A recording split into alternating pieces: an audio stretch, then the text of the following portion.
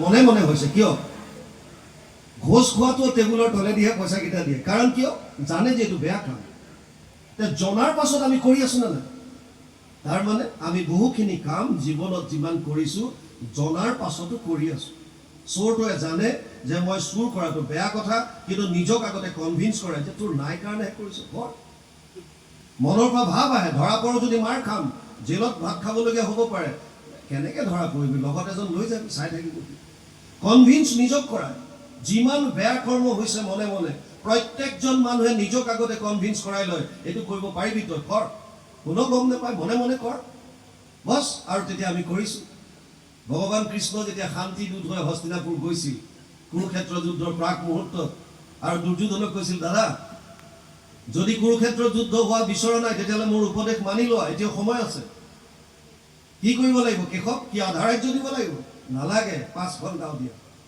অসম্ভৱ বেজিৰ আগত উঠা মাটিকনো বিনা যুদ্ধত নিদু আৰু তেতিয়া ভগৱানে কৈছিল দাদা তুমি ধৰ্ম কি জানানে নাই দুৰ্যোধনে কৈছে জানামি ধৰ্মম নাচামে প্ৰবৃত্তি ধৰ্ম কি মই জানো মোৰ মানিবলৈ ইচ্ছা নাই ভগৱানে সুধিলে অধৰ্ম কি জানানে নাই জানামি অধৰ্মম নাচামে নিবৃত্তি অধৰ্ম কি হেতু জানো নকৰাকে থকাৰ ইচ্ছা নাই আৰু কৈছে কেনাপি দেৱেনা হৃদিষ্ঠিতম যথা নিয়োজয়সি তথা কৰোমি মাধৱ পুৰুষে এইটো শ্লোকৰ হুবহু অনুবাদ কৰিলে ঘোষা ধৰ্মক জানো মই তথাপি প্ৰবৃত্তি নাই অধৰ্মত নিবৃত্তি নহয় হৃদিষ্ঠিত হোৱা তুমি যেন কৰা বাহা স্বামী ঋষিকেশ কৰিব তেনয় আমি জনাত জানো কিন্তু মানিবৰ ক্ষেত্ৰত আমি পিছ হুঁহকি দিওঁ বুজি পাইছে যেনেকৈ শুনিব লাগে তেনেকৈ যদি শুনা নাই কেনেকৈ শুনিলে ভাগৱতৰ জ্ঞানে আমাৰ হৃদয় স্পৰ্শ কৰিব গীতাত অৰ্জুনক ভগৱান কৃষ্ণই কৈছে হে অৰ্জুন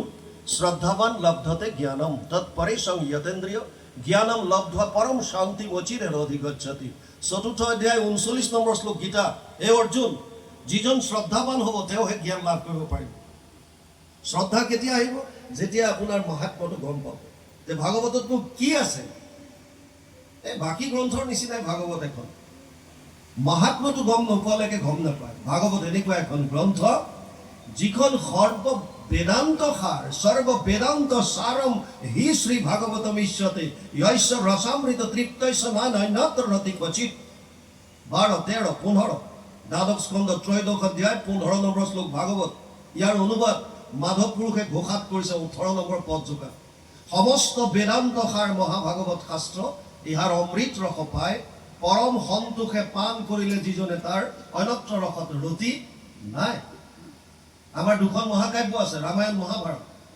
মহাভাৰতৰ ভিতৰৰ এটা পৰ্ব হৈছে ভীষ্ম পৰ্ব ভীষ্ম পৰ্বৰ 25 অধ্যায়ৰ পৰা 42 অধ্যায়লৈ 18টা অধ্যায় সুকীয়াকে উলিয়াই আনি এখন গ্ৰন্থৰ নাম দিছে শ্ৰীমদ ভগৱত গীতা যাক আমি গীতা বুলি কওঁ মহাভাৰতৰ ভিতৰৰ বস্তু ভীষ্ম পৰ্ব এতিয়া আপোনালোকে যদি ভাগৱত অধ্যয়ন কৰে মহাভাৰতৰ কথা ইয়াত পাব ৰামায়ণৰ কথা নৱম স্কন্ধ ৰাজবংশাৱলীত পাব ইয়াত গীতাৰ কথা পাব উপনিষদ বেদান্তৰ কথা পাব অৰ্থাৎ সমস্ত শাস্ত্ৰৰ সাৰমৰ্ম আপোনালোকে এখন গ্ৰন্থত পাব আৰু ভগৱান কৃষ্ণই উদ্ধৱক কৈছে যে মই বাণী ৰূপে শব্দ ৰূপে এই গ্ৰন্থৰ মাজত থাকিম তেনেয়ম বাংময় মূৰ্তি প্ৰত্যক্ষ বৰ্ততে হৰি সেৱাত শ্ৰৱণাত পথত দৰ্শনাত পাপনাশিনী পদ্মপুৰাণ উত্তৰখণ্ড ভাগৱত মহাত্ম্য 3য় অধ্যায় 62 নম্বৰ শ্লোক ভগৱান কৃষ্ণ বাংময় ৰূপত আছে ইয়াত গতিকে ইয়াৰ প্ৰত্যেকটো শব্দ কৃষ্ণময় আৰু সেইকাৰণে গুৰুজনাই যদিও 9বিধ ভক্তি প্ৰহ্লাদে দৈত্য শিশুক কৈছিল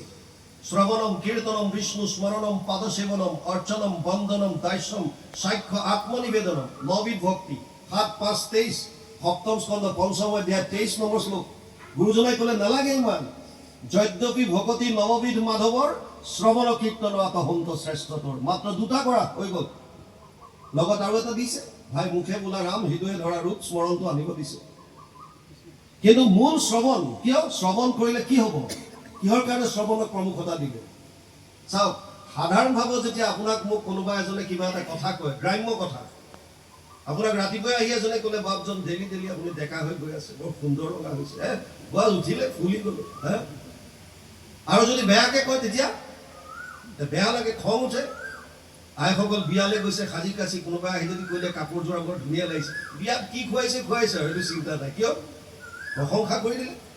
আৰু ইণ্টাৰেষ্টিং কথা, 99% মানুহ যাৰ আধ্যাত্মিক শিক্ষাৰ লগত কোনো জড়িত নাই, 99% মানুহে নিজৰ সুখ দুখৰ চাবি কাঠি বেলেগক দি থৈ দিছে। তই যেতিয়াই মন যাওঁ মোক বেয়া পোৱাব পাৰ, যেতিয়াই মন যাওঁ মোক আনন্দিত কৰিব পাৰ। আমাৰ হাতত নাই কণ্ট্ৰল। কিয়? বেলেগে আহি পেলাই মোক বেয়াকৈ ক'লে মই দুখী হৈ গ'লোঁ, দিনটো টেনশ্যন, আৰু কোনোবা এজনে ভালকৈ ক'লে মই ফুলি গ'লোঁ। তাৰ মানে মোৰ নিজৰ হাতত একোৱেই নাই, কমপ্লিট চেছ, বেলেগক দি থৈ দিছোঁ। শ্ৰৱণৰ এনেকুৱা মাহাত্ম্য। যদি সাধাৰণ গ্ৰাম্য কথা ইমান প্ৰভাৱিত কৰিব পাৰে, তেতিয়াহ'লে কৃষ্ণময় শব্দবিলাক কাণৰ ৰন্ধ্ৰইদি যেতিয়া হৃদয়ত যাব, তেতিয়া কি একো নকৰিব? মাধৱ পুৰুষে কৈছে কৰিব। কেনেকৈ? কৰ্ণপথে ভকতৰ হিয়াত প্ৰৱেশী হৰি দুৰ্বাসনা হৰে সমস্তই, জলৰ যতেক মল যেহেন শৰৎকালে স্বভাৱতে, নিৰ্মল কৰয় কৰিব পৰিষ্কাৰ। আৰু সেইকাৰণে গুৰুজনাই শ্ৰৱণক গুৰুত্ব দিলে, শ্ৰৱণক গুৰুত্ব দিছে। আৰু আমাৰ যিটো বডি ষ্ট্ৰাকচাৰ, ইয়াতো যদি চাই, তেতিয়াহ'লে আমাৰ শ্ৰৱণ দুখন দিছে, কাণ শুনিবৰ কাৰণে, আৰু খাদ্যৰ কাৰণে এখন দিছে, মুখ। তাৰমানে কি? ঈশ্বৰৰ ইচ্ছাও যে আপুনি বেছিকৈ শুনক, কমাই খাওক, কণ্ট্ৰলত। কিন্তু আমি সদায় উল্টা বুজো। আমি ভাবিছোঁ কাণ দুখন আছে, লাহে লাহে শুনিলেও হ'ব। এখন মুখ দিছে, লগাতাৰ দি থাকা। খোৱাত গুৰুত্ব বেছি কৰি, ৰাতিপুৱা খাই দুপৰীয়ালৈ কি খাব চিন্তা, দুপৰীয়া খাই ৰাতিলৈ কি খাব চিন্তা, অমুকত ধাবাত যাওঁ, অমুকত যাওঁ, খালি জিভাৰ তৃপ্তি। শ্ৰৱণৰ মাহাত্ম্যটো দিলে। সেইকাৰণে ভাগৱত যদি আমি শ্ৰৱণ কৰোঁ, আমাৰ অন্তৰৰ মলিনতাবিলাক নাশ হৈ হৃদয়খন পবিত্ৰ হ'ব। আৰু যদি হৃদয় পবিত্ৰ হয়, ভগৱানক বাহিৰত বিচাৰি ফুৰিব নালাগে। বুজি পাইছেনে? দেৱৰো ঈশ্বৰ হৰি তান্ত মহা যত্ন কৰি লৈও এক শৰণ সাক্ষাৎ, যাৰ ইচ্ছা মুখ্য পাইবে নালাগে দূৰক যাইবে, আছে হৰি খবৰ ইয়াত আছে। ইয়াতে দেখা পাম আমি তেতিয়া।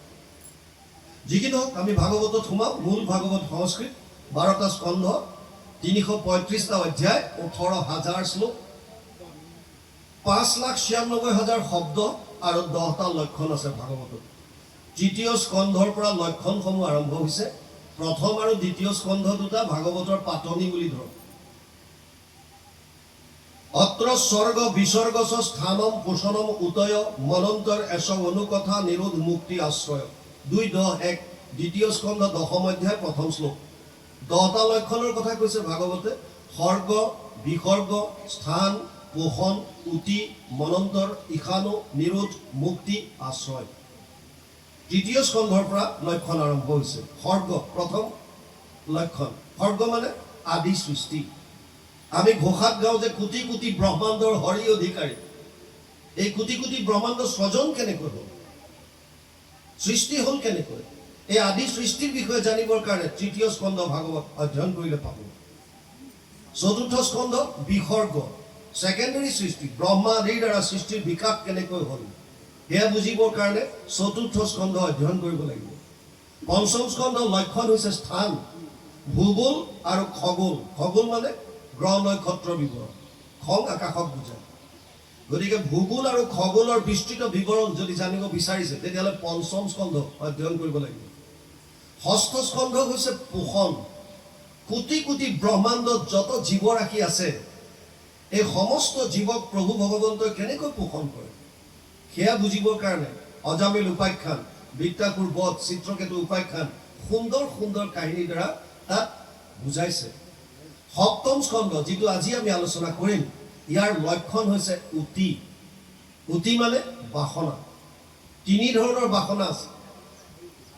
এক হৈছে দৈবিক বাসনা, এক হৈছে আসুৰিক বাসনা, আৰু এক হৈছে মানৱীয় বাসনা।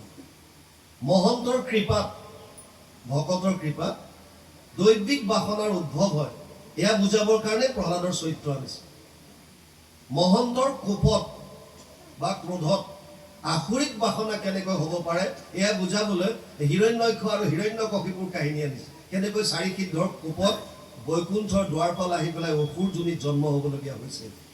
মানৱীয় বাসনাৰ কাৰণে সংস্কৃত ভাগৱতত 5টা অধ্যায়ত নাৰদে যুধিষ্ঠিৰক বৰ্ণাশ্ৰম ধৰ্মৰ কথা কৈছে। কিন্তু অসমীয়ালৈ ইয়াৰ অনুবাদ কৰা নাই। কিয়? ভক্তি মাৰ্গত এই বৰ্ণাশ্ৰমৰ কোনো প্ৰয়োজন নাই। বৰ্ণ মানে 4টা জাতি, ব্ৰাহ্মণ, ক্ষত্ৰিয়, বিষম, শূদ্ৰানাম চ পৰম তপ, কৰ্মাণি প্ৰবিভক্তানি স্বভাৱ প্ৰভাৱেৰ গুণে। অষ্টাদশ অধ্যায় 41 নম্বৰ শ্লোক গীতা। অৰ্জুনক কৈছে, হে অৰ্জুন, ব্ৰাহ্মণ, ক্ষত্ৰিয়, বৈশ্য আৰু শূদ্ৰ এই চাৰিওটা জাতি মই গুণ আৰু কৰ্মৰ ওপৰত ভিত্তি কৰি সৃজন কৰিছোঁ। কাৰ কেনেকুৱা কৰ্ম তাৰ ওপৰত সৃষ্টি কৰিছিলে। ব্ৰাহ্মণ কোন হ'ব, ক্ষত্ৰিয় কাক ক'ব, বৈশ্য কোনা, শূদ্ৰ কোনা, থুলমূলকৈ যদি জানিব বিচাৰিছে, ব্ৰাহ্মণসকলৰ কাম আছিল ব্ৰহ্মজ্ঞান আহৰণ কৰা আৰু বাকী সেই জ্ঞান বেলেগক দিয়া। তেওঁলোকৰ 9টা মূল কোৱালিটি থাকিব লাগে, শ্ৰম, দম, তপ, শৌচম। সৃষ্টি আৰ্যৱমেৱ চ জ্ঞান বিজ্ঞান আস্তিক্যম ব্ৰহ্মকৰ্ম স্বভাৱজম। অষ্টাদশ অধ্যায় 42 নম্বৰ শ্লোক। তাত কৈছে মনৰ ওপৰত সংযম, ইন্দ্ৰিয় নিগ্ৰহ, পবিত্ৰতা। তাৰপিছতে গ'লে মনৰ সৰলতা, জ্ঞান বিজ্ঞান। জ্ঞান মানে থিয়ৰিটিকেল নলেজ, বিজ্ঞান মানে প্ৰেক্টিকেল। আপোনাৰ এতিয়া আমাৰ বহুতৰ এইটোৱে, আমি জনাত চব জানো, আচৰণত বা উপলব্ধিত নানো। জনাত জানিছে নাম ল'লে পৰম গতি লাভ কৰিব, লৈছোঁ কিমানে? নাম ল'লে কলিযুগত নামেই মূল, কিন্তু আমি লৈছোঁ কিমানে? সেইটোৱে ডাঙৰ কথা। মানে প্ৰেক্টিকেলত আনিছিলোঁ নাই, সেইটো বিজ্ঞান। যেনেকৈ ছায়েন্সৰ ষ্টুডেণ্টৰ কাৰণে থিয়ৰী ক্লাছ বেলেগ আৰু প্ৰেক্টিকেল ক্লাছ বেলেগ। থিয়ৰীত সেই কথাখিনি শিকাব, সেইখিনি উপলব্ধিৰ কাৰণে প্ৰেক্টিকেল কৰিব লাগিব। এতিয়া ব্ৰাহ্মণসকলৰ কাম আছিল তেওঁলোকে জ্ঞান ল'ব আৰু তাক বিজ্ঞান কৰিব আৰু ঈশ্বৰমুখী হ'ব। এই গোটেই 9টা কোৱালিটি যাৰ আছে সেইজনক ব্ৰাহ্মণ কৈছিল। ক্ষত্ৰিয়ৰ মূল কাম আছিল তিনিওটা জাতিৰ ৰক্ষণাবেক্ষণ। বৈশ্যসকলৰ কাম আছিল কৃষি, গোৰক্ষ, বাণিজ্যম, বৈশ্যকৰ্ম স্বভাৱজম। অষ্টাদশ অধ্যায় 44 নম্বৰ শ্লোক। কৃষি কৰ্ম কৰিব, গো পালন কৰিব, বেপাৰ বাণিজ্য কৰিব, তিনিওটা জাতিক খাদ্যৰ যোগান দিব। আৰু শূদ্ৰসকলৰ কাম আছিল পৰিচাৰ্যাত্মকম কাৰ্যম শূদ্ৰস্যপি স্বভাৱজম। অষ্টাদশ অধ্যায় 44 নম্বৰ শ্লোক গীতা।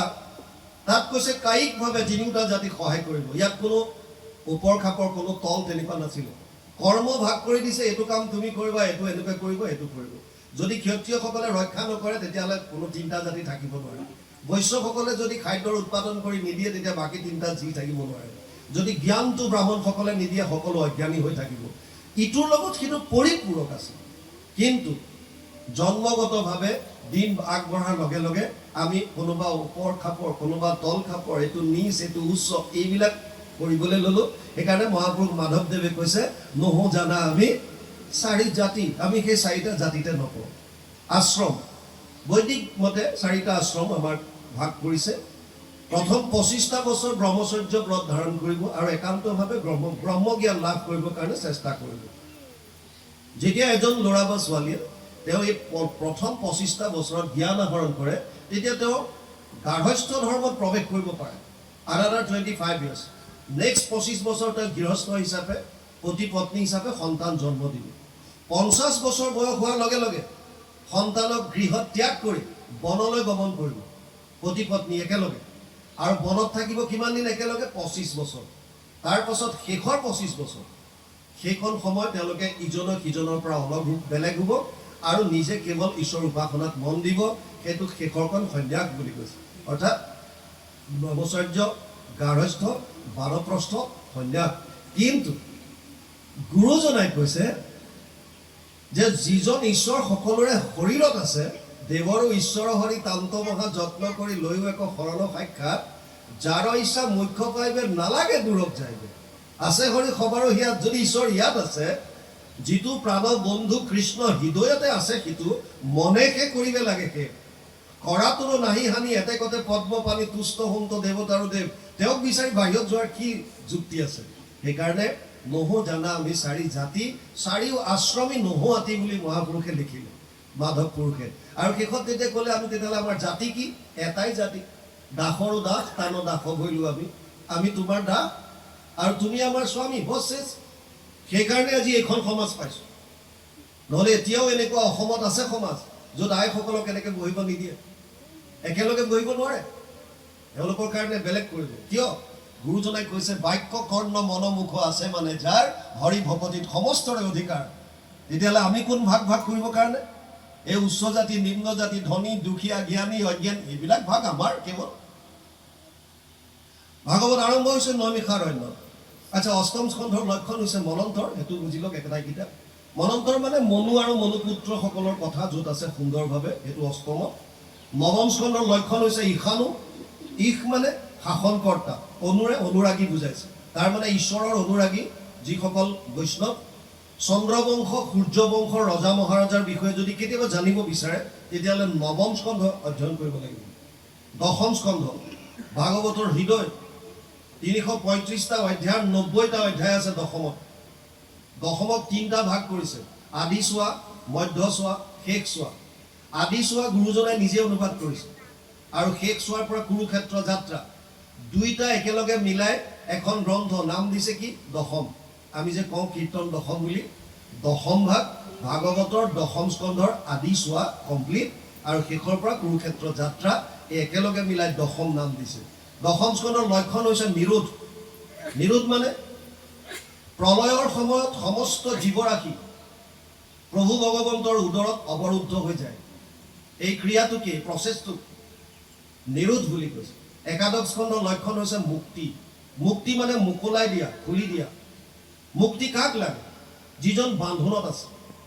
যদি আপোনাৰ কোনো বান্ধোনে নাই তেতিয়াহ'লে আপোনাক মুক্তিৰ প্ৰয়োজন নাই, আৰু যদি বান্ধোন আছে তেতিয়াহ'লে কিহৰ বান্ধোন সেইটো বুজিব লাগিব। সেইখিনিৰ কাৰণে নিমি নৱসিদ্ধ সংবাদ, কৃষ্ণ উদ্ধৱ সংবাদ, একাদশ স্কন্ধ সুন্দৰ সুন্দৰ কথাৰে তাত ভৰাই থোৱা আছে। দ্বাদশ স্কন্ধ ভাগৱতৰ অন্তিম স্কন্ধ লক্ষণ আশ্ৰয়। আশ্ৰয় মানে শৰণ। শৰণ ক'ত ল'ব জীৱই? এইটোৱে হৈছে মূল বস্তু। আৰু ব্যাসদেৱে কৈছে দশমৰ্থ বিশুদ্ধ্যাৰ্থম নবানিমিহ লক্ষণম বৰ্ণয়ন্তী মহাত্মান শ্ৰুতেন অৰ্থেন চাঞ্জসা 2:10-2 দ্বিতীয় স্কন্ধ দশম অধ্যায় 2 নম্বৰ শ্লোকত লিখিছে, মই দশম লক্ষণটো শুদ্ধ ৰূপত প্ৰতিপন্ন কৰিবৰ কাৰণে বাকী 9টা লক্ষণ বৰ্ণনা কৰিছোঁ। তাৰ মানে ভাগৱতৰ মূল উদ্দেশ্য হৈছে আশ্ৰয় বা শৰণ। যেনেকৈ ফুটবল খেলত 11টা প্লেয়াৰত এটা ছাইডত এটা বল ইজনে সিজনলৈ পাছ দিয়ে, দৰকাৰ হ'লে গ'লকিপাৰৰ ফালেও মাৰে, নিজৰ ফালেও বল দিয়ে, কিন্তু লক্ষ্যটো কি? বিপৰীত পক্ষৰ গ'ল পোষ্ট। কেনেকৈ গৈ বলটো তাত ভৰাব পাৰে। ভাগৱতৰ আপুনি য'তেই নুলিয়াওক, যিকোনো স্কন্ধ যিকোনো অধ্যায় মূল উদ্দেশ্য এটাত যাব যে জীৱই আশ্ৰয় ক'ত ল'ব, শৰণ ক'ত ল'ব। গতিকে ভাগৱতৰ মূল বস্তু এইখিনি। মূল সোমাও ভাগৱতত প্ৰথম স্কন্ধ নৈমিষাৰণ্যত 28,000 ঋষিমুনি একত্ৰিত হৈছে। মূল ভেটিটো বুজি লওক, ভাগৱত কিয় ক'বলগীয়া হ'ল। 28,000 ঋষিমুনি, তেওঁলোকৰ উদ্দেশ্য মহান আছিল। তেওঁলোকে ভাবিছিল কলি যুগৰ মানুহ পাপ সাগৰত ডুবি থাকিব, এওঁলোকৰ কল্যাণৰ কাৰণে আমি 1000 বছৰ তপস্যা কৰোঁ। আৰু তেওঁলোকে প্ৰভু ভগৱন্তৰ পৰা এটুকুৰা স্থান ল'লে আৰু স্থানকণ নৈমিষাৰণ্যত তেওঁলোকে 1000 বছৰ যজ্ঞ কৰিলে, কিন্তু একো ফল নাপালে।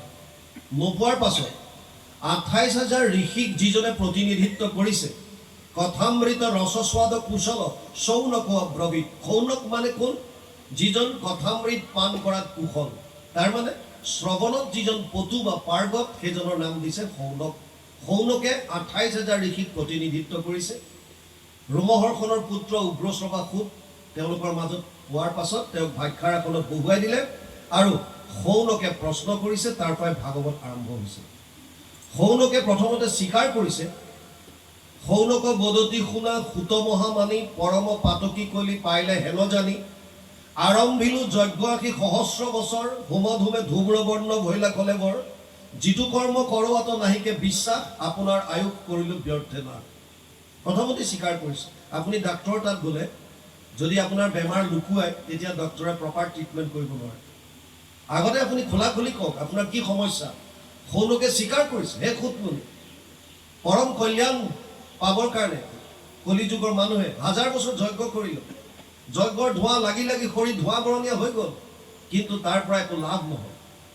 সেইকাৰণে তত্ৰ তত্ৰ অঞ্জস আয়ুষ্মান ভৱতা য়ত বিনিশ্চিতম পুংসাম একান্তত শ্ৰেয় তৎ না সঞ্চিতুম অৰ্হসি 1:1-9 প্ৰথম স্কন্ধ প্ৰথম অধ্যায় 9 নম্বৰ শ্লোক ভাগৱত।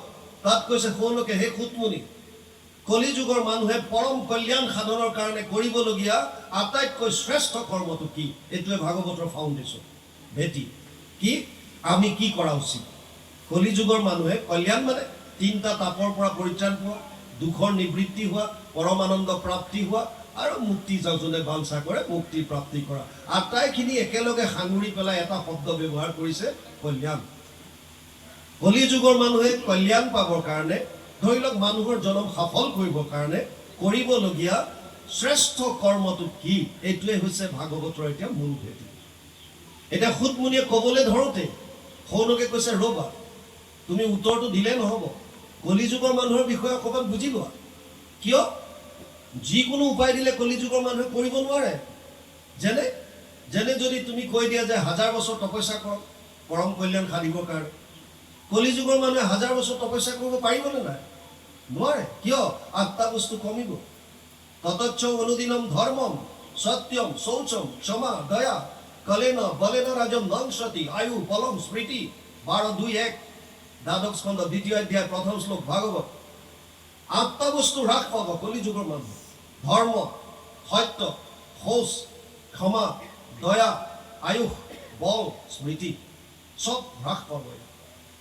সেইকাৰণে সৌনকে প্ৰথমে কৈছে, হে সুতমুনি, প্ৰায়েনা অল্পায়ুষ সভ্য কলৌস্মিন যুগে জনা মন্দ সুমন্দ মতয়ু মন্দিয় ভাগ্য হি উপদ্ৰতা। 1:1-10 প্ৰথম স্কন্ধ 1ম অধ্যায় 10 নম্বৰ শ্লোক ভাগৱত। সৌনকে কৈছে, হে সুতমুনি, কলিযুগৰ মানুহৰ আয়ুস কম। 2 নম্বৰ কথা, বুদ্ধিহীন হ'ব, ভাগ্যহীন হ'ব। গতিকে তুমি যিটো উপায় দিবা একেবাৰে সহজ উপায় দিবা, যাতে সবেই অৱলম্বন কৰিব পাৰে। 1 নম্বৰ। 2 নম্বৰ কথা, সৌনকে কৈছে, তুমি নাভাবিবা যে আমিবিলাকে কোনো শাস্ত্ৰ অধ্যয়ন নকৰাকৈ তোমাৰ ওচৰলৈ আহিছোঁ। না, 28 সহস্ৰ ঋষি বেদত প্ৰধান স্বঅৱস্থা। গুৰুজনে ভাগৱতত আৰম্ভ কৰিছে। 28 সহস্ৰ ঋষি বেদত প্ৰধান, বিষ্ণুৰ নৈমিক ক্ষেত্ৰ মহাপুণ্য স্থান। গতিকে 28,000 ঋষি যে মোৰ লগত আছে, কোনোজন কম নহয়, চব বেদজ্ঞ। তেতিয়াহ'লে সমস্যা আমাৰ এটা হৈছে কি? শাস্ত্ৰ অধ্যয়ন কৰাৰ কাৰণে। মানে শাস্ত্ৰ নপঢ়াকে আমাৰ কোনো সমস্যা হোৱা নাই। সমস্যা হৈছে শাস্ত্ৰ অধ্যয়ন কৰি পেলালো। কিয় কাৰণে? কাৰণ সনাতন ধৰ্মত ধৰ্মশাস্ত্ৰ ইমানেই বেছি আছে আৰু কাৰো লগত কাৰো মিল নাই। ভুৰিনি ভুৰি কৰ্মানি শ্ৰোতব্যানি বিভাগশ। আপুনি বাকীবিলাক সম্প্ৰদায় যদি চায়, তেওঁলোকৰ ধৰ্মগ্ৰন্থ 1খন বা 2খন। আপুনি যদি মুছলমান সম্প্ৰদায়লৈ চায়, তেওঁলোকে ক'ব যে তোমালোকৰ ধৰ্মগ্ৰন্থ কি? চিধা ক'ব যে কোৰাণ। যদি খ্ৰীষ্টিয়ানক সোধে, বোলে Bible, old testament new testament 2টা পাৰ্টত। যদি শিখসকলক সোধে, ক'ব গুৰু গ্ৰন্থ চাহিব। বুদ্ধিজিমক সুধিলে ক'ব ত্ৰিপিটক। কিন্তু আমাৰ, যাক আমি হিন্দু ধৰ্ম বুলি কওঁ, আমাৰ কিমান? 4 বেদ, 14 শাস্ত্ৰ, 18 পুৰাণ, স্মৃতি শাস্ত্ৰ বেলেগ, 2খন মহাকাব্য, গীতা আৰু ব্যাকৰণ, তৰ্কশাস্ত্ৰ বিভিন্ন ভৰি আছে। ইণ্টাৰেষ্টিং হৈছে, শাস্ত্ৰ অগণন, কাৰো লগত কাৰো মিল নাই। কোনোবা শাস্ত্ৰত যদি লিখা আছে কল্যাণ পাবৰ কাৰণে যাগ যজ্ঞ পূজা পাতল কৰা, সেইকাৰণে কোনো মানুহক নিন্দা নকৰিব। যিসকলৰ হাতত সেইখন শাস্ত্ৰ পঢ়িছে, তেওঁলোকে তেনেকৈ চলি আছে। আপুনি মই ক'ল নহ'ব। ক'ৰবাত লিখা আছে যাগ যজ্ঞ পূজা পাতলত নোপোৱাটো, তুমি জপ তপ তীৰ্থ কৰা। বছ তীৰ্থ ভ্ৰমণত গৈছে বহুত। ক'ৰবাত কৈছে তেনেকৈ নোপোৱা তুমি ঘৰ দুৱাৰ বাদ দি সন্যাস হৈ গুচি যোৱা, ধ্যান ধাৰণা সমাধিৰ মাজেৰে পাবা। বছ বৈৰাগ্য হৈ গৈছে, ঘৰ দুৱাৰ বাদ দি ওলাই গৈছে। কাৰ হাতত কোনখন গ্ৰন্থ পঢ়িছে? যেতিয়ালৈকে শাস্ত্ৰৰ উত্তম গীতা ভাগৱত মানুহে অধ্যয়ন নকৰিব, তেতিয়ালৈকে জীৱনৰ প্ৰকৃত বাটটো বিচাৰি নাপাব। ই ধ্ৰুৱ সত্য। আৰু সেইকাৰণে গুৰুজনাই 1 শৰণ হৰিনাম ধৰ্মত মূল গ্ৰন্থ হিচাপে যদি কিবা আনিছে, তেতিয়াহ'লে গীতা আৰু ভাগৱতক আনিছে। কীৰ্তনখন সম্পূৰ্ণ ভাগৱতৰ পৰাই আনি পেলাই কীৰ্তন কৰিব দিছে। 10ম সম্পূৰ্ণ ভাগৱতৰ 10ম স্কন্ধ আমাক দিছে। মাধৱ পুৰুষৰ যিখন ভক্তি ৰত্নাৱলী বিষ্ণুপুৰী সন্যাসীয়ে লিখিছে, ভাগৱতৰ শ্লোক সম্পূৰ্ণ। গুৰুজনাই ভক্তি ৰত্নাকৰ লিখিছে, সম্পূৰ্ণ ভাগৱতৰ শ্লোক। কিহৰ কাৰণে? মূল যদি কিবা গ্ৰন্থ 2খন আছে, সেই 2খন হৈছে গীতা ভাগৱত। নহ'লে মাধৱ পুৰুষতো শাস্ত্ৰজ্ঞ আছিল। গুৰুজনাক লগ পোৱাৰ আগতে তেওঁতো শাক্তপন্থী আছিল, আমি জানো সকলোৱে। তেওঁ শাস্ত্ৰত বিদগ্ধ, কিন্তু বলি বিধানত বিশ্বাস কৰিছিল। যেতিয়ালৈকে গুৰুজনাক লগ পোৱা নাই, লগ পোৱাৰ পাছতহে সলনি হৈছে। সেইকাৰণে কাকো নিন্দা কৰিব নালাগে। সৌনকে কৈছে, হে সুতমুনি, ভুৰিনি ভুৰি কৰ্মানি শ্ৰোতব্যানি বিভাগশ অত সাধু অত্ৰ যত সাৰম সমুদ্ধৃত্য মনীষয়া মাম ব্ৰুহি শ্ৰদ্ধানৰম যেন আত্মা সম্প্ৰসিদতি। 1:11। হে সুতমুনি, শাস্ত্ৰ বহুত আছে, বিভিন্ন শাস্ত্ৰত বিভিন্ন মত দিছে। তুমি যিহেতুকে শাস্ত্ৰজ্ঞ, সমস্ত শাস্ত্ৰ অধ্যয়ন কৰিছা, গতিকে আমাক এটা মাত্ৰ কাম কৰা, সমস্ত শাস্ত্ৰৰ সাৰ মৰ্মটো উদ্ধাৰ কৰি কোৱা, কলি যুগৰ মানুহে এনেকুৱা কি কৰ্ম আছে যিটো কৰিলে মানৱীয় জনম সফল কৰিব পাৰে, পৰম কল্যাণ সাধিব পাৰে। আৰু তেতিয়া সুতমুনিয়ে কৈছে, চিন্তা নকৰিবা, মই তোমাক এনেকুৱা উপায় দিম, যিটো উপায় অৱলম্বন কৰি 7 দিনত পৰীক্ষিতে পৰম গতি লাভ কৰিলে। মই তোমাক এনেকুৱা এটা উপায় দিম, যিটো উপায় অৱলম্বন কৰি খতাংগ ৰজাই 2 দ্বন্দ্বত পৰম গতি লাভ কৰিলে। আৰু তাৰ পাছত ভাগৱত কোৱা আৰম্ভ কৰিছে, আগবাঢ়িছে। আজি আমি 7ম স্কন্ধ, এতিয়া পদৰ লগে লগে যাম। দৈত্য শিশুসকলৰ প্ৰতি প্ৰহ্লাদৰ উপদেশ বাপজনে সুন্দৰ কণ্ঠৰে পাঠ কৰিছে। নাৰদ বদতি ধৰ্ম মহামতি শুনা পাছে যেন ভৈলা। নাৰদ বদতি মানে নাৰদে কৈছে। শব্দবিলাক একোটা ধাতুৰ পৰা আহিছে, বদ ধাতুৰ পৰা আহিছে বদতি। বদ মানে কোৱা। নাৰদে কৈছে কাক? ধৰ্ম মহামতি যুধিষ্ঠিৰ। কেতিয়া? ৰাজসুই যজ্ঞ। কিয় ক'বলগীয়া হ'ল এইখিনি কথা? ৰাজসুই যজ্ঞত এটা ডাঙৰ ঘটনা, প্ৰশ্নৰ অৱতাৰণা হ'ল। প্ৰথম অৱস্থা প্ৰশ্নটো আছিল, আমি প্ৰথম সেৱাভাগ কাৰ চৰণত অৰ্পণ কৰিম? এইটো ৰাজসুই যজ্ঞৰ প্ৰথম অৱস্থাত এটা প্ৰশ্নৰ অৱতাৰণা হৈ গ'ল।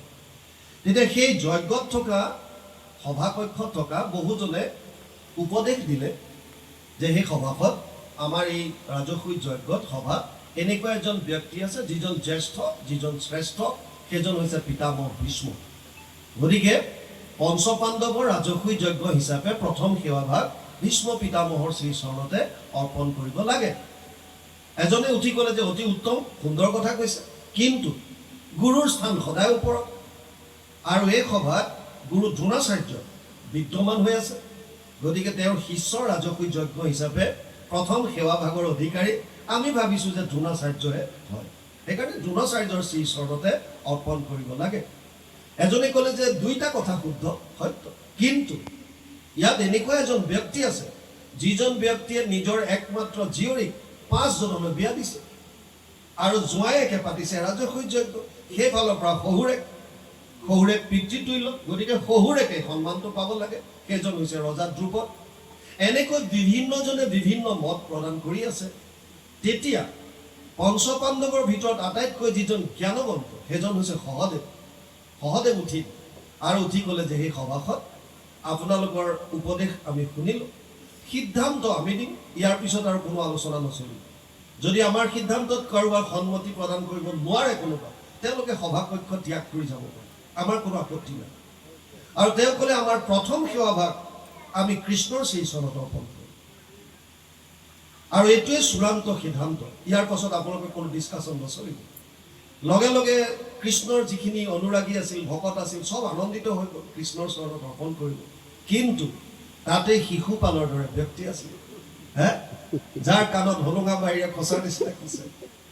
শিশুপাল উঠি পেলাই গালি পৰা আৰম্ভ কৰিলে, বৰ বেয়াকে গালি পাৰিলে। যেতিয়া আপোনাৰ ঘৰলৈ কাৰোবাক অতিথি আহিছে, আপোনাৰ সন্মুখত যদি গালি পাৰে কোনোবা বেলেগ এজনে, আপোনাৰ দায়িত্ব আছে। ভীমৰ ক্ৰোধ উঠি গ'ল, প্ৰকাণ্ড গদা হাতত লৈ বধ কৰিব গৈছে। এতিয়া ভীষ্মই কৈছে, বোপাই তই ৰ, যিজনে বধ কৰিব শিশুপালক তেওঁ মাত্ৰ ছিদ্ৰ চাই আছে, সুৰুঙাটো পালেই মাৰিব, তই একো কৰিব নালাগে, তই মাত্ৰ চাই থাক, খেল চাই থাক। সুৰুঙাটো কি? ভীষ্মই ক'লে যে এই শিশুপাল চেদি ৰাজ্যৰ ৰজা দমঘোষ আৰু তেওঁৰ পত্নী শ্ৰুতশ্ৰৱাৰ সন্তান। শ্ৰুতশ্ৰৱা সম্বন্ধত বসুদেৱৰ ভনীয়েক। যেতিয়া শিশুপাল জন্ম হৈছিল তেতিয়া তেওঁৰ চকু আছিল 3টা, 2টা চৰ্মচক্ষু আৰু এটা, আৰু 4টা বাহু, চতুৰ্ভুজ।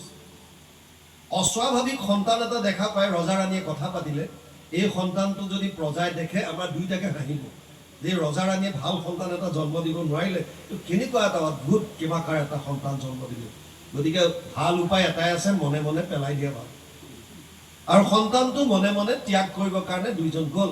তেনেকুৱাতে আকাশীবাণী হ'ল, হে মহাৰাজ, এই সন্তানটো ত্যাগ নকৰিবা, ই এজন প্ৰতাপী ৰজা হ'ব, শক্তিশালী ৰজা হ'ব। গিৰিয়েক ঘৈণীয়েক 2টাই ওপৰলৈ চাই ক'লে, আকাশত থাকি আমাক উপদেশ দিয়া কোন দেৱতা নাজানো, এটা মাত্ৰ প্ৰাৰ্থনা তোমাৰ ওচৰত আছে, যে সন্তানটো যে দেখাত যে অস্বাভাৱিক, ইয়াৰ এই 3য় চকুটো আৰু অতিৰিক্ত বাহু 2টা নাইকিয়া হোৱাৰ কিবা উপায় আছেনে নাই? আকাশবাণী হ'ল পুনৰ, আছে। পৃথিৱীত এনেকুৱা এজন ব্যক্তি আছে যিজনৰ কোলাত তোমাৰ সন্তানটো দিয়াৰ লগে লগে ইয়াৰ তৃতীয় চকুটো নাইকিয়া হৈ যাব আৰু অতিৰিক্ত বাহু দুটা নাইকিয়া হৈ এটা স্বাভাৱিক সন্তানলৈ ৰূপান্তৰিত হ'ব। কিন্তু যাৰ কোলাত দিলে এই ঘটনাটো ঘটিব সেইজনৰ হাতত তোমাৰ সন্তানৰ মৃত্যু হ'ব। এতিয়া ৰজা ৰাণীয়ে ভাবিলে এইটো চাব লাগিব কাৰ কোলাত দিলে এনেকুৱা হয়। গতিকে এখন প্ৰকাণ্ড সভা পাতিব, যিমানবিলাক শক্তিশালী ৰজা আছিল পৃথিৱীৰ চবকে নিমন্ত্ৰণ দিলে আৰু ৰাণীয়ে প্ৰত্যেকজন ৰজাৰ কোলাত গৈ সন্তানটো উঠাই দিলে, একোলা ল'ব দিলে। চবেই কোলাত লৈছে, কিন্তু কাৰো কোলাত লওঁতে এই ঘটনাটো নঘটিল। ৰজা মনে মনে আনন্দিত হৈছে, এইবিলাকৰ হাতত মোৰ সন্তানৰ মৃত্যু নাই। কেইদিনমানৰ পাছত কৃষ্ণ আৰু বলৰাম পেহীয়েকৰ ঘৰত ফুৰিবলৈ গৈছে। পেহীয়েক শ্ৰুতস্ৰৱাই মৰমতে আনি শিশুপালক কৃষ্ণৰ কোলাত উঠাই দিলে, কেশৱ একোলা লোৱা। আৰু কেশৱে কোলাত লোৱাৰ লগে লগে সেই ঘটনাটো ঘটি গ'ল। কি হ'ল? চকুটো হঠাৎ নাইকিয়া হৈ গ'ল, অতিৰিক্ত বাহু দুটা কহি শিশুপাল এটা সুন্দৰ শিশুলৈ ৰূপান্তৰিত হৈ গ'ল। এতিয়া শ্ৰুতস্ৰৱা পেহীয়েকে কৃষ্ণক কৈছে, হে কেশৱ, মই আকাশীবাণী শুনিছিলোঁ, যাৰ কোলাত দিলে ঘটনাটো ঘটে তেওঁৰ হাততে মোৰ সন্তানৰ মৃত্যু আছে। তাৰ মানে মোৰ সন্তানটো তুমি বধ কৰিবা। তুমি মোৰ যিহেতুকে দাদাৰ ল'ৰা, মোক কথা দিয়া কোনো কাৰণত যাতে মোৰ সন্তানটো তুমি বধ নকৰা, এইটো মোক কথা দিয়া। ভগৱানে গীতাত অৰ্জুনক কৈছে, জাতস্য হি ধ্ৰুৱ মৃত্যু ধ্ৰুৱ জন্ম মৃতস্য চ তস্মাৎ অপৰিহাৰ্য অৰ্থে না ত্বম শুচিতুম অৰ্হসি। ২য় অধ্যায় ২৭ নম্বৰ শ্লোক গীতাত।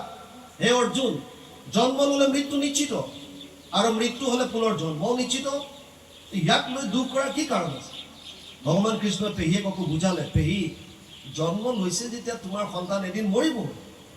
আৰু এটা কথা কোৱাচোন, মইনো এনেই মাৰিম নে?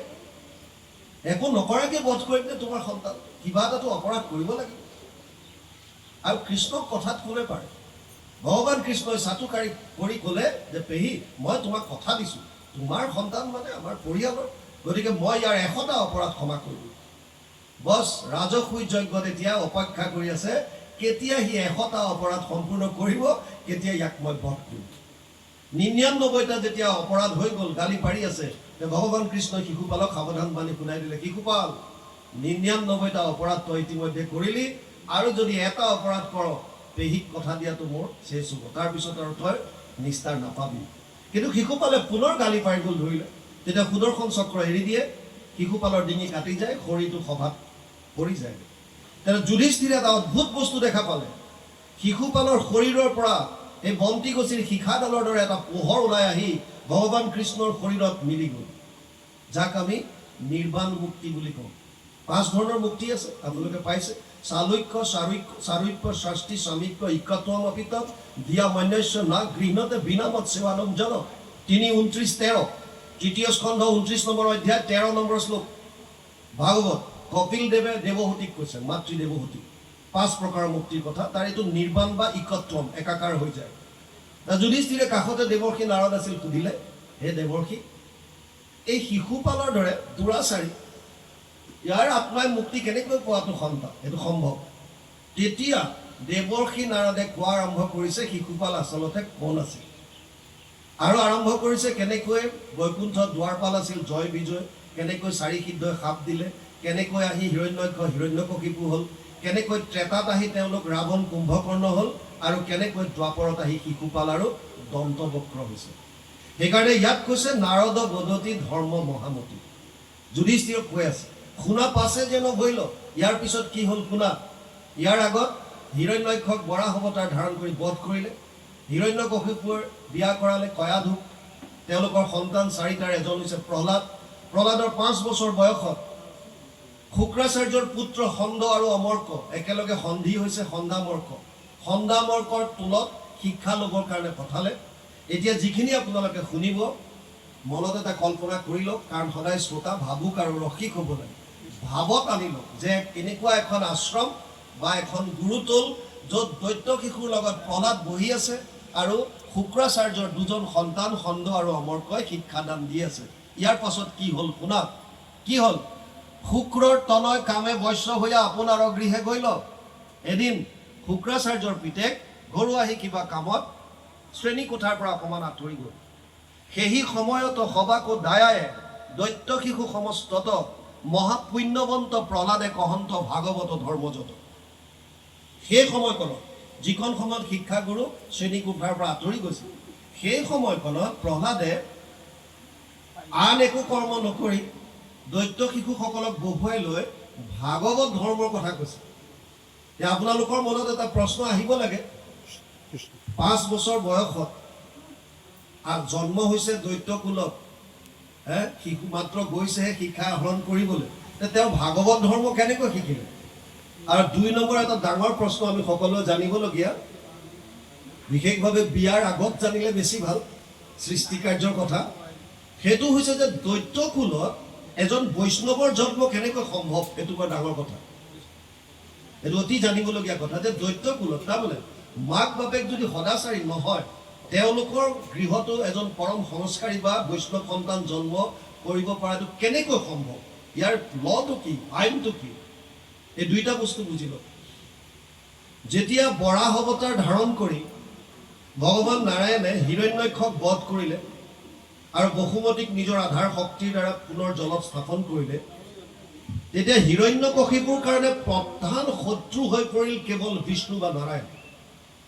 আৰু তেওঁ ত্ৰৈলোকত ভগৱানক বিচাৰি ফুৰিছে বাহিৰত, যেনেকৈ আমাৰো বহুতে এতিয়া বাহিৰত ভগৱানক বিচাৰি ফুৰে, মঠ মন্দিৰ বহুত বিভিন্ন জেগাত। আজিকালি কোনো জেগাত ফেশ্বনো উঠিছে, গাঁৱৰ নামঘৰৰ ভগৱানৰ পাৱাৰটো কম, এই বাহিৰত শৰাই দিব যায় দূৰত, এই তাত শৰাই দিলেহে মনোবাঞ্ছিত ফল পূৰণ হ'ব। এই গাঁৱৰ পাৱাৰ কমি গ'ল, নামঘৰৰ পাৱাৰ নাই, বুজি পাইছে? আৰু গুৰুজনে কৈছে যে যিজন ঈশ্বৰক তুমি বাহিৰত বিচাৰি ফুৰিছা সেইজন ইয়াত আছে, আৰু আমি বাহিৰত বিচাৰি ফুৰিছোঁ হিৰণ্যকশিপুৰ দৰে। ভগৱান নাৰায়ণে ভাবিলে ই মোক বাহিৰত বিচাৰি ফুৰিছে, মই সূক্ষ্ম ৰূপ ধাৰণ কৰি তাৰ হৃদয়ত থাকোঁ, কাৰণ ই হৃদয়লৈ কোনোদিন নাচায়। আমাৰো গতি একে, বাহ্যিকভাৱে ইন্দ্ৰিয়ৰ দ্বাৰা ঈশ্বৰ সেৱা কৰি ফুৰিছোঁ বাহিৰত, ভিতৰত কোনোদিন সোমাবলৈ চেষ্টা কৰা নাই।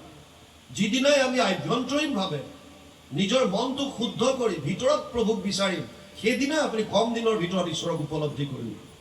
কিন্তু আমাৰ বাহ্যিকতাৰ প্ৰতি গৈ আছোঁ, ভগৱান বাহিৰত আছে, আজি অমুকত গৈছোঁ, কাইলৈ তমুকত গৈছোঁ, ভিতৰলৈ চোৱাৰ সময় নাই।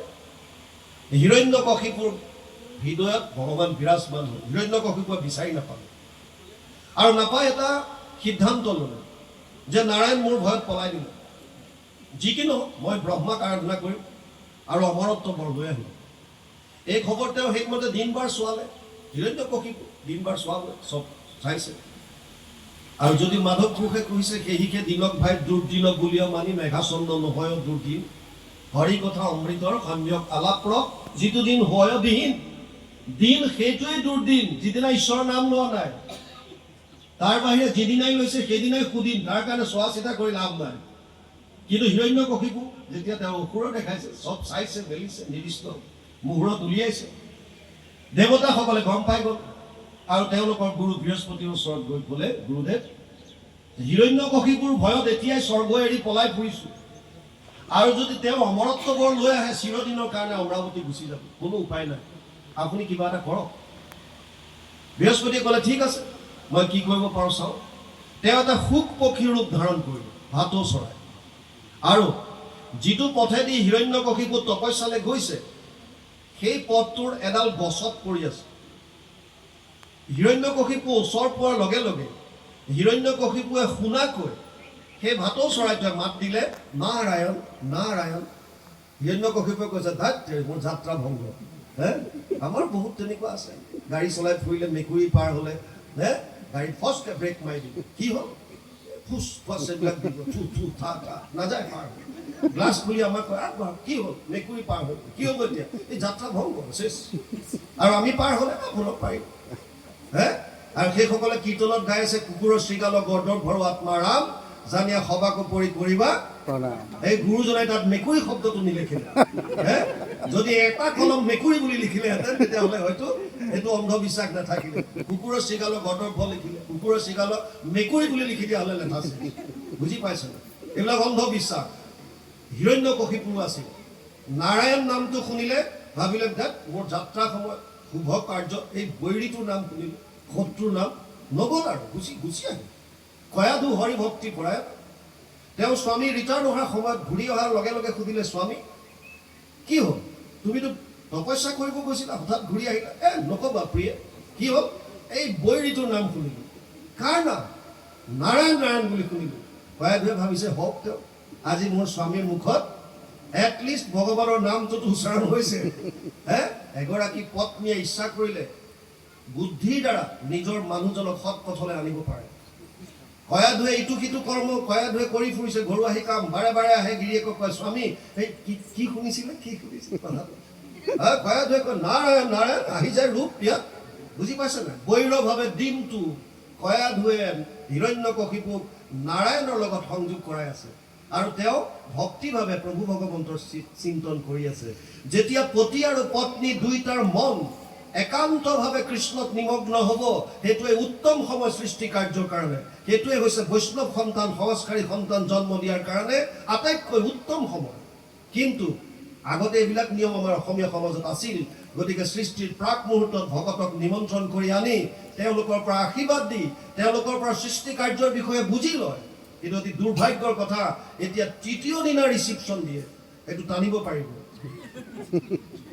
আগতে ভকতক মাতি লাভ নাই আৰু যদি মাতিছেও কয় যে লেঠাটো মাৰিলোঁ আগদিনা ভকতৰ লেঠাটো মই আগদিনাই মাৰিলোঁ ৰিচিপশ্যনটো ৰাখিছোঁ তৃতীয় দিনা গতিকে প্ৰভু আপুনি বিয়াৰ দিনা যাব নোৱাৰিলেও কথা নাই তৃতীয় দিনা আহিব কিনা ৰিচিপশ্যন সেইদিনা কিয় সেইদিনা টানিবলৈ পাব বুজি পাইছে নাই এতিয়া গ'লগৈ নিয়ম আছিল ভকতক মাতি আশীৰ্বাদ লোৱা প্ৰভু ভগৱন্ত ভক্তি ভগত ভগৱন্ত গুৰু চতুৰ্বিদ বাপু এক এনকি সুমিৰণ কৰে সো না সৈ বিঘ্নি অনেক ভকত আৰু ভগৱন্তৰ মাজত পাৰ্থক্য নাই ভকতৰ মুখে যদি আশীৰ্বাদ লৈছে ভগৱন্তৰ দিয়া আশীৰ্বাদ সেই তত্ত্বটো আমি বুজিব নোৱাৰি এতিয়া ভকতক নিমন্ত্ৰণ কৰাটোৱে বাদ দি দিলোঁ আৰু খাদ্যত খাৱা দাৱাত গুৰুত্ব দিয়া বাকীটো যি আছে যি নাই ক'লে গৈ আছোগে যদি পতি পত্নীৰ মন সৃষ্টি কাৰ্যৰ প্ৰাক মুহূৰ্তত এই কথাখিনি যদি বুজি লয় তেতিয়াহ'লে তেওঁলোকে যিটো সন্তান জন্ম দিব সি সজ সন্তান হ'ব সংস্কাৰী সন্তান হ'ব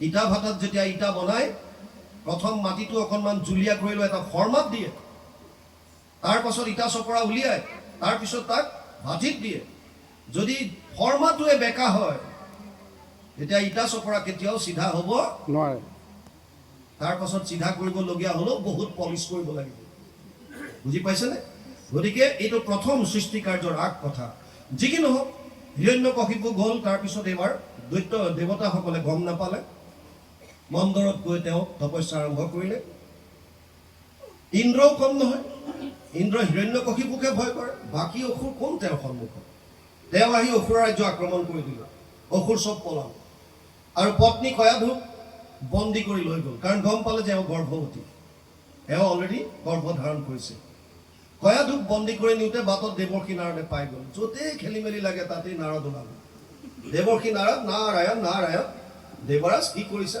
তুমি নাজানা নাৰীক সন্মান কৰাৰ কথা আচ্ছা মনুস্মৃতিত এটা লিখিছে यत्र नार्यस्तु पूज्यन्ते रमन्ते तत्र देवता यत्र एतस्तु न पूज्यन्ते तत्र